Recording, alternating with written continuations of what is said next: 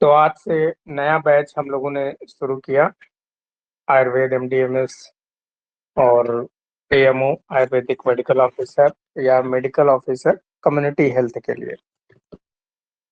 तो MD MS master of doctorate और surgery वगैरह इसको आयुर्वेद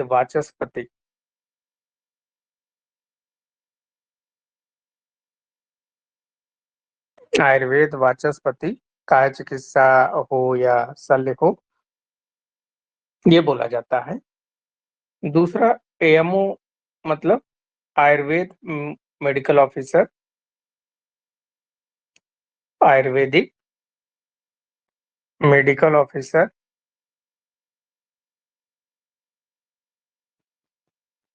तीसरा है एमओसीएच मेडिकल ऑफिसर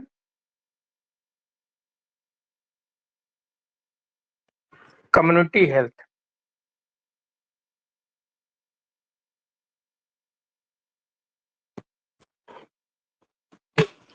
तो इन सब वैकेंसी के लिए बैच शुरू हो रहा है। देखिए, बहुत सारे लोगों को जॉब प्रोफाइल नहीं पता होता है कि एमडीएमएस के आगे क्या हो सकता है, एएमओ के आगे क्या हो सकता है और एमओसीएच का क्या मतलब। तो पहले हम लोग एमडीएमएस की बाद में बात करेंगे, पहले हम लोग आयुर्वेदिक मेडिकल ऑफिसर की बात करें। आयुर्वेदिक चिकित्सा अधिकारी और medical officer community health.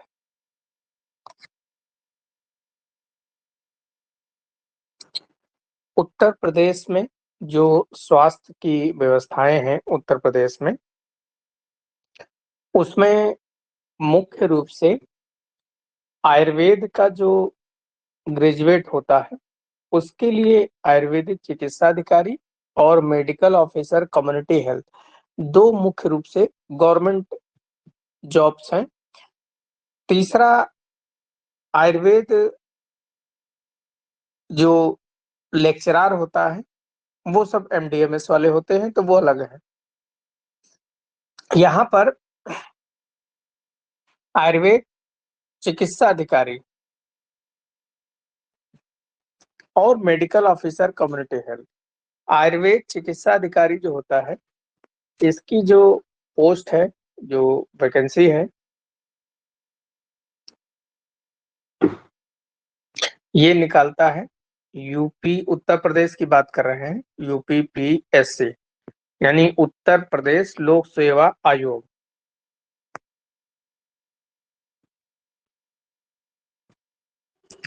Uttar Pradesh लोक सेवा आयोग इसकी वैकेंसी निकालता है और मेडिकल ऑफिसर कम्युनिटी हेल्थ की भी वैकेंसी उत्तर प्रदेश लोक सेवा आयोग ही निकालता है।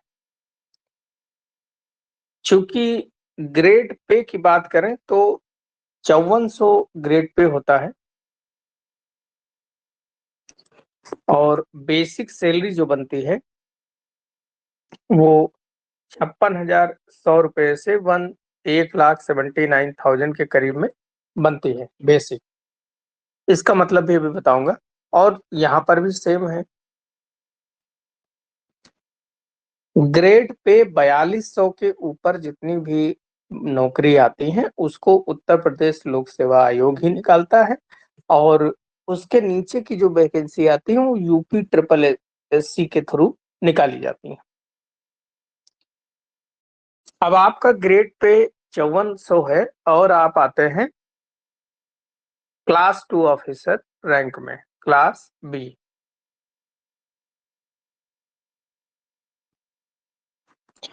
क्लास बी कहने का मतलब है क्लास ए आईएएस पीसीएस वगैरह आते हैं, बी में चिकित्सा अधिकारी वगैरह आते हैं।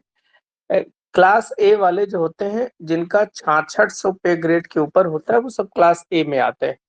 5400 से आप 10 साल की नौकरी जब कर लेते हैं तो पहला जब एसीपी आपका लगता है, एस्योर्ड कैरियर प्रोग्रेसिव जो ग्रेड पे चेंज होता है, तो आप 10 साल बाद वरिष्ठ चिकित्सा अधिकारी जब बन जाते हैं तो आप भी क्लास ए में आ जाते हैं। तो ये 5400 की नौकरी आपकी होती है, 5400 पे ग्रेड की। इसकी वैकेंसी यूपीएससी के थ्रू आती है, यूपीपीएससी के through. Same medical officer community health के लिए भी होता है। होता क्या है कि आयुर्वेदिक चिकित्सा अधिकारी आयुर्वेदिक अस्पताल बने होते हैं।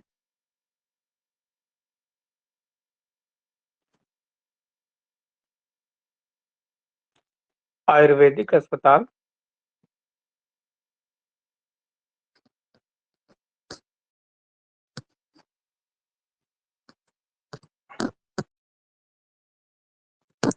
यहाँ पर पोस्टिंग होती है। इसको आप आयुर्वेदिक डिस्पेंसरी बोल लीजिए, आयुर्वेदिक चिकित्सालय बोल लीजिए। यहाँ पर होती है पोस्टिंग, जो आयुर्वेदिक चिकित्सा अधिकारी होता है। लेकिन मेडिकल ऑफिसर की पोस्टिंग जो कम्युनिटी हेल्थ में है, उसको एलोपैथ में वो चला जाता है। और एलोपैथ की पीएससी, प्राइमरी हेल्थ सेंटर या सीएससी पर इनकी पोस्टिंग होती है। सेम है, नौकरी, सर्विस, ग्रेड पे और सैलरी वगैरह सेम होती है। बस केवल ये एलोपैथ के अंडर आ जाते हैं, और आयुर्वेदिक चिकित्सा अधिकारी जो होते हैं उनकी आयुर्वेदिक अस्पताल होता है, इनकी पोस्टिंग अपनी वहीं होती है। काम करने का फिर तरीका भी चेंज हो जाता है, क्योंकि एलोपैथिक पे अगर आप पोस्टिंग होगी, क्योंकि हालांकि नियम यही है कि वो आयुर्वेदिक दवाएं ही देंगे वहां पर, और उनकी जो अव सुचारू रूप से उपस्थिति होनी चाहिए, दवाओं की भी उपस्थिति होनी चाहिए। लेकिन चूंकि ऐसा होता नहीं है, प्रैक्टिकली अगर देखा जाए तो वहां पर दवाएं इतनी होती नहीं है आयुर्वेद की कि आप उनका ही चिकित्सा करें। तो मेन एलोपैथिक विंग में वो लोग आ जाते हैं, और फिर उनका उधर ही अपना नौकरी चलती रहती है, और काफी सारी चीजें दिक्कत भी होती हैं, और दोनों में दिक्कत है। क्योंकि यहाँ पर मेडिकल ऑफिसर कम्युनिटी हेल्थ में प्रमोशन का चांस खत्म, प्रमोशन कुछ नहीं है। आपका ग्रेड पे 10 साल की नौकरी करेंगे, एसीपी लगेगी, उसके बाद में लगेगी, वो सब चीज होती रहेंगी। और जैसे आयुर्वेदिक चिकित्सा अधिकारी हैं, यहाँ पर क्या होगा, ग्रेड पे लगता है तो एक समय बाद आप DAUO, इसका मतलब होता है डिविजनल आयुर्वेदिक यूनानी ऑफिसर। इसको हिंदी में क्षेत्रीय आयुर्वेदिक यूनानी अधिकारी कहा जाता है। ये लोग, इस पद पर प्रमोशन हो सकता है, जो डिस्ट्रिक्ट लेवल का अधिकारी होता है, पूरे उसके अंडर जितने भी अस्पताल होंगे पूरे डिस्ट्रिक्ट में उसके अंडर संचालित होंगे। इसके आगे और प्रमोशन होगा तो उप निदेशक आयुर्वेद बन सकते हैं, उप निदेशक आयुर्वेद, यानी कि डायरेक्टर के नीचे की पोस्ट जो होगी आयुर्वेद में, वो मिल सकती। दो उप निदेशक भी होते हैं आयुर्वेद में, तो वहां तक प्रमोशन हो सकता है। बाकी इस पे और भी केस वगैरह भी चल रहे हैं कि कैडर रिव्यू किया जाए, उसमें मंडल पे, और होम्योपैथिक में है व्यवस्था, होम्योपैथिक में डिस्ट्रिक्ट लेवल पे भी है, एक अधिकारी मंडल लेवल पे होता है, और उसके बाद में फिर निदेशक होते हैं। तो अपने यहाँ आयुर्वेद में नहीं है ऐसी व्यवस्था। तो ये कुछ बेसिक बातें हैं। अभी जो पेपर में नोटिफिकेशन आया है, तो वो आयुर्वेदिक 168 पोस्ट का जो निकला है, वो हो सकता है आयुर्वेदिक चिकित्सा अधिकारी का ही हो, क्योंकि मेडिकल ऑफिसर कम्युनिटी हेल्थ में तो काफी पोस्ट, पिछली बार ही 962 सीट्स आई थी, जिसमें से मात्र 434 क्वालिफाई हुए थे। तो उसमें कुछ लोग बच्चे जो हैं, 10-12 बच्चे इंटरव्यू में सेलेक्ट नहीं हो पाए। तो आधे से ज्यादा सीट वो खाली हैं, प्लस में और थोड़ी खाली हैं, तो वहाँ काफी सीट खाली हैं। तो ये हो सकता है कि आयुर्वेदिक चिकित्सा अधिकारी की पोस्ट हो। तो पहले इन्हीं के पेपर के बारे में डिस्कस कर लिया जाए कि ये जो आपकी नौकरी है, अच्छा, एक बेसिक पे जैसे आपका 56,100 रुपया है, और जब अधिकतम कितना है, 1,79,000 के करीब में है। इसका मतलब क्या होता है, ये बेसिक पे है। बेसिक पे लगता है DA। जैसे 56,100 रुपये तो सैलरी आपकी है बेसिक, डीए इस समय 50% चल रहा है, 150% यानी कि 50%, तो इसका 50% निकाल लो। तो 56,100 का 50% तो 2 से डिवाइड कर दो, तो ये आपका आ जाएगा 28,500 के करीब में आएगा। तो ये डीए डीए का मतलब होता है महंगाई भत्ता। तो ये महंगाई भत्ता इसमें ऐड हो जाएगा, यानी कि जो सैलरी आपकी बनेगी वो 56,100 प्लस 28,500,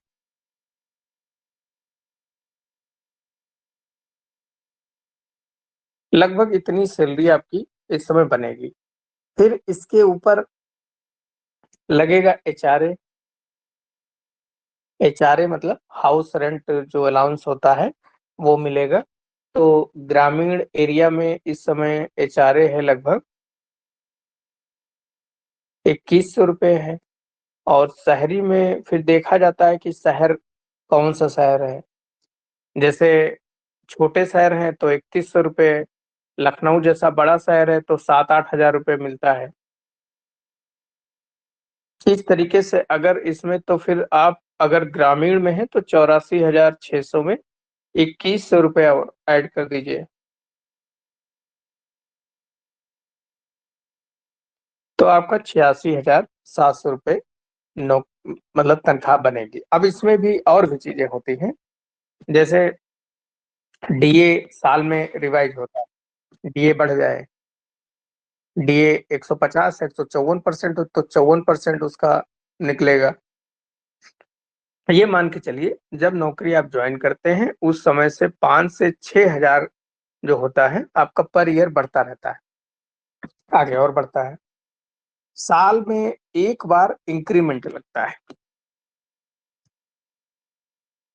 इंक्रीमेंट यानी कि आपका ये जो बेसिक पे होता है ये चेंज हो जाता है। 2-3%, 4% इंक्रीमेंट जो लगता है जुलाई के महीने में, तो ये बेसिक जैसे 56,100 रुपया है, तो ये आगे इंक्रीमेंट लगेगा तो हो सकता है 58,000 हो जाए। ये बेसिक जो है आपका, अगर नौकरी 30 साल या 24 साल के ऊपर नौकरी है तो ये बेसिक 1,79,000 तक पहुंच जाएगा। अगर किसी की नौकरी लगभग मान चलो 25 साल है, बेसिक उसका पहुंच जाए 179, और उस समय महंगाई भत्ता 30 साल बाद तो बहुत बढ़ जाएगा महंगाई। तो उसकी अगर 50% से कैलकुलेट कर ले महंगाई, तब भी तनख्वाह लगभग 3 लाख 4 लाख के ऊपर ही पहुंच जाएगी पर मंथ। तो इस तरह से आपका एक बहुत ही रेस्पेक्टेबल, और क्योंकि आयुर्वेद में आप जानते ही हैं ग्रेजुएशन करने के बाद में बच्चे को फ्रस्ट्रेशन होता है। Private college, private hospital join करता है, 5,000, 10,000, 11, 12,000 इस तरह मिलता है। पुराना हो जाता है तो 20,000, 25,000, 30,000, 40,000 से ज्यादा कोई नहीं देता है। और फिर दिन भर नौकरी करते हैं, परेशान रहते हैं। जबकि ये जो है बहुत ही बढ़िया जॉब है। अपना आराम से आप नौकरी करिए। नौकरी करने के बाद में काफी सारा टाइम बच बच जाता है, जिससे आप किसी और काम को भी कर सकते हैं। अपना कोचिंग चला लीजिए या कोई क्लिनिक वगैरह चला लीजिए, वो सारी चीजें आप कर सकते हैं। 6 घंटे की जॉब होती है, जॉब आवर जो होते हैं वो 6 घंटे हैं। हॉस्पिटल की जो टाइमिंग होती है वो ठंडी में यानी कि 1 अक्टूबर से लेकर 31 मार्च तक जो टाइमिंग है वो 9 से 3 होती है। और 1 अप्रैल से लेकर 30 सितंबर तक की जो टाइमिंग होती है वो 8 से 2 है। तो 3 बजे के बाद में बहुत सारा टाइम है, 2 बजे के बाद भी बहुत सारा टाइम है, तो आप अपना, क्योंकि आपकी नौकरी में एनपीए नहीं मिलता है। एनपीए मतलब नॉन प्रैक्टिस अलाउंस, जो कि एलोपैथ में बेसिक सैलरी का 25% मिलता है, लेकिन आप लोगों को नहीं मिलता है। तो आप लोग इस टाइम के बाद में फ्री हैं, कुछ भी कर सकते हैं। लेकिन आयुर्वेद में एक चीज़ और है कि यहाँ पर अन्य ड्यूटियाँ भी बहुत लगती हैं। जैसे चुनाव आ गया, तो चुनाव में ड्यूटी करिए, सेक्टर मजिस्ट्रेट बन जाए या पीठासीन बन जाए, वो करिए।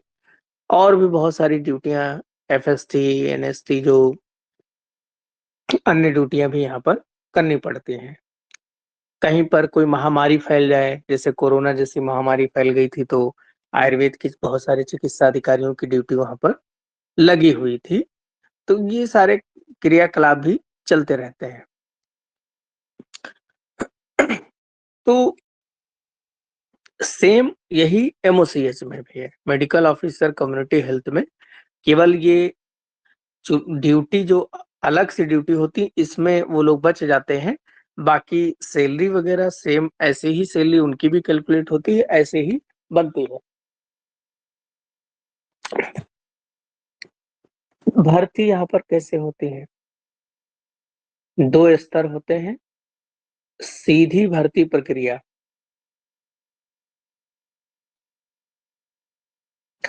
2 स्तर में, एक प्री और दूसरा मेन में इंटरव्यू केवल होता है। जब नौकरी सीधे इंटरव्यू को मिल जाती है तो उसे बोलते हैं सीधी भर्ती प्रक्रिया। चूंकि ये प्री एग्जाम पहले नहीं होता था, पिछले जो 2 बैच आए, 2018 में जो वैकेंसी आई थी और 2013 में जो वैकेंसी आई थी, उनका प्री एग्जाम हुआ। उसके पहले मेरिट बनती थी, बीएमएस के जो मार्क्स होते थे, उस उन मार्क्स के आधार पर मेरिट बनती थी और 3 गुने बच्चे पोस्ट के अनुसार बुला लिए जाते थे। लेकिन अब जो है, प्री और मेन 2 स्तर हो गए हैं। तो प्री क्वालीफाई करना,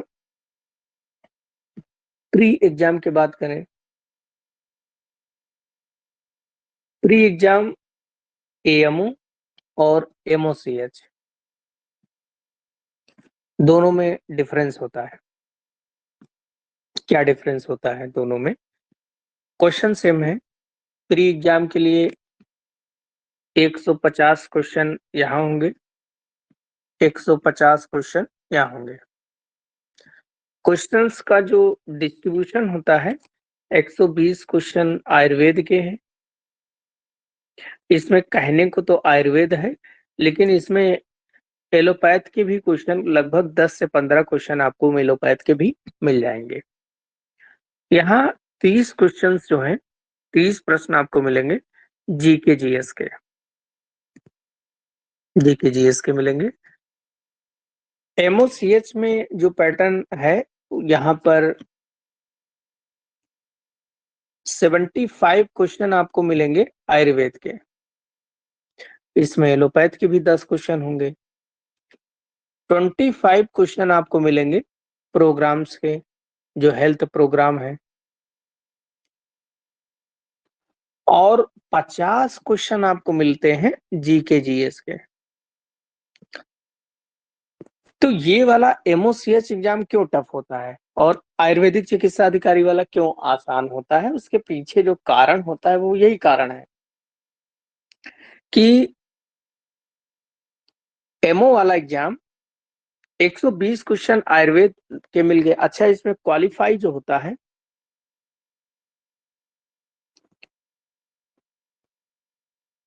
क्वालिफाई जनरल और ओबीसी, इनको तो मिलेगा 40% पे क्वालिफाइंग मार्क्स। एससी और एसटी 35%। तो लगभग 150 में से 60 नंबर जो है आने चाहिए, और लगभग 55 के करीब में है, 55-56 ये एससी एसटी के आने चाहिए। देखिए, 120 क्वेश्चन जो पूछे जाते हैं आयुर्वेद के, तो 120 में से मान चलें जैसे 15 क्वेश्चन एलोपैथ के हो गए, तब भी यहाँ पर आयुर्वेद के लगभग 105 क्वेश्चन हैं। 105 क्वेश्चन में से आप 80 क्वेश्चन जरूर कर सकते हैं।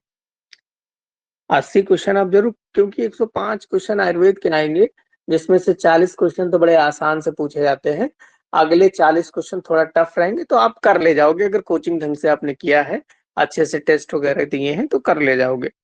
80 में से मान के चलिए 10 क्वेश्चन आपके गलत हो जाएंगे। 10 क्वेश्चन मतलब 1/3 यहाँ नेगेटिव होती है। तो मान चलो 3 नंबर 4 नंबर आपके नेगेटिव चले गए, तो आपके तब भी जो है 60 नंबर के प्लस आपके आ जाएंगे, आप क्वालिफाई हो जाओगे। तो नेगेटिव मार्किंग कितनी होती है? 1/3। यानी कि एक क्वेश्चन 1 नंबर का है तो 0.33 नंबर जो है उसके नेगेटिव में चले जाएंगे।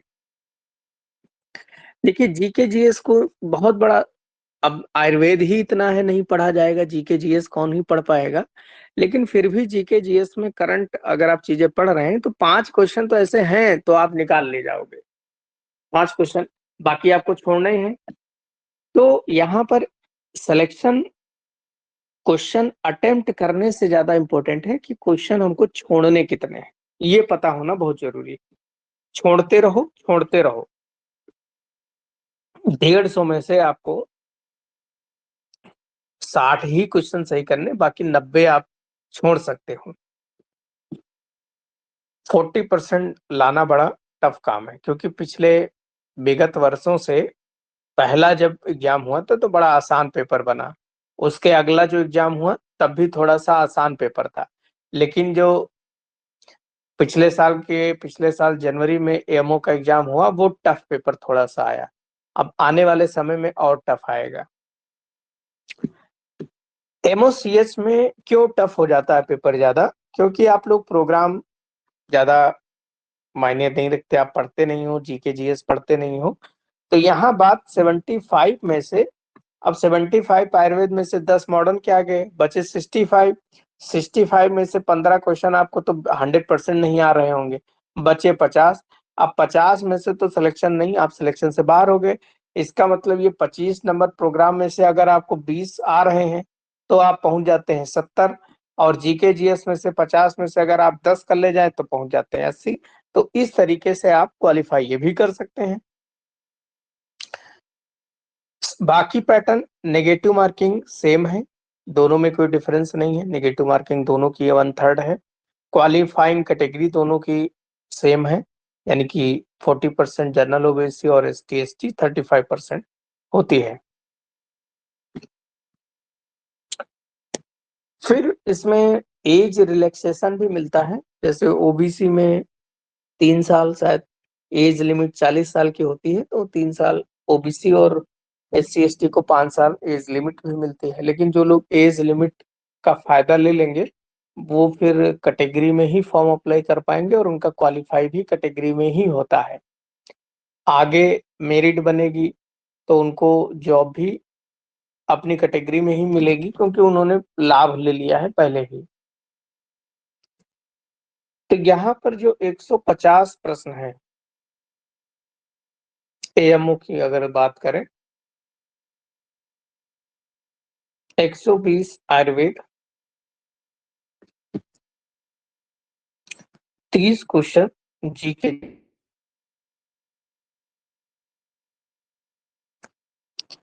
अब हम लोग कैसे पढ़ाई करें? देखिए पीजी की भी बात करेंगे क्योंकि पीजी के लोग भी ऐड होंगे।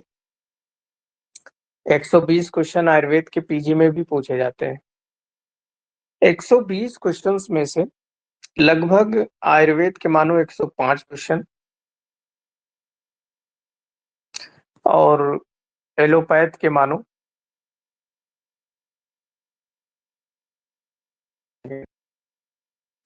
अब एलोपैथ तो कोई पढ़ता नहीं ना कोई पढ़ाता है। मैं भी एलोपैथ जो बीच बीच में आता रहेगा वो भले ही पढ़ा दूं, बाकी एलोपैथ अलग से कोई नहीं। कौन पैथोलॉजी मेडिसिन सब पूरा पढ़ाएगा, पता नहीं क्वेश्चन कहाँ से आए, तो ये कोई नहीं पढ़ाता। आयुर्वेद के 105 क्वेश्चन में अगर देखें तो इसमें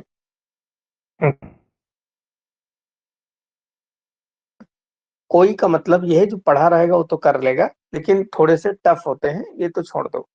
90 क्वेश्चन अगर आप ढंग से मेरे लिखाए हुए नोट्स पढ़ लें, ढंग से अगर टेस्ट सीरीज कर लें, रट डालें, तो ये 90 में से आपको 80 क्वेश्चन, इतनी गारंटी है। और ये 80 आपको क्वालिफाई करने के लिए पर्याप्त है, क्योंकि हम तो नोट्स भी लिखाएंगे। जैसे जो भी टॉपिक पढ़ाएंगे वो नोट्स लिखाएंगे, और बाकी चीजें जो है हम पीडीएफ से आपके स्क्रीन पे, चरक और सुश्रुत संहिता के पीडीएफ आपके स्क्रीन पे जैसे मैं लिख रहा हूँ इसी तरह से वो भी आता रहेगा, उसमें भी मैं श्लोक में भी पढ़ाऊंगा। दोनों पैटर्न फॉलो करेंगे। फिर तो क्वालिफाई होने के बाद में फिर इंटरव्यू आएगा।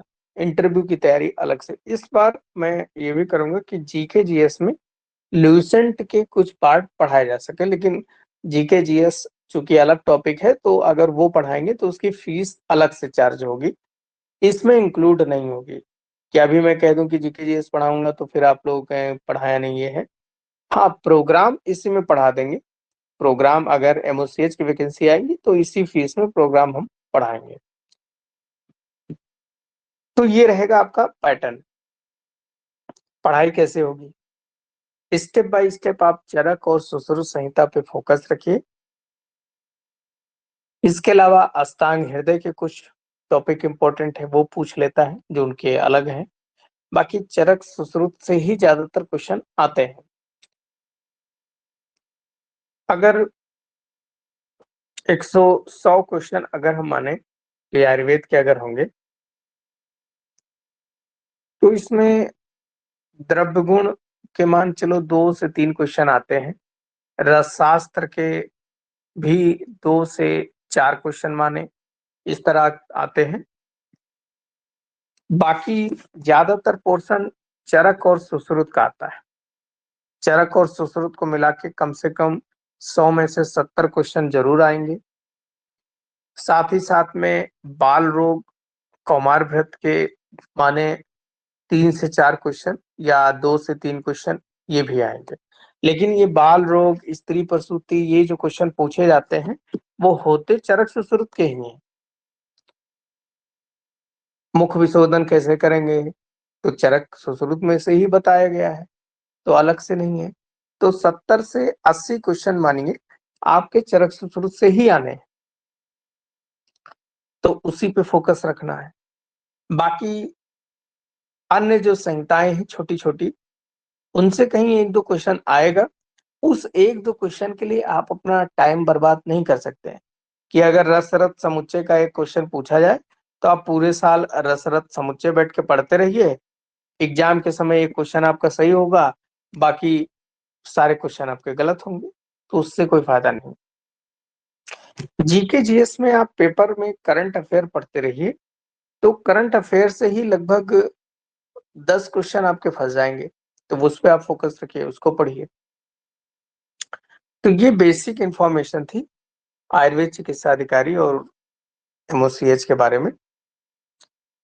कल हम लोग पीजी के बारे में बात करेंगे। आज बस इतना ही।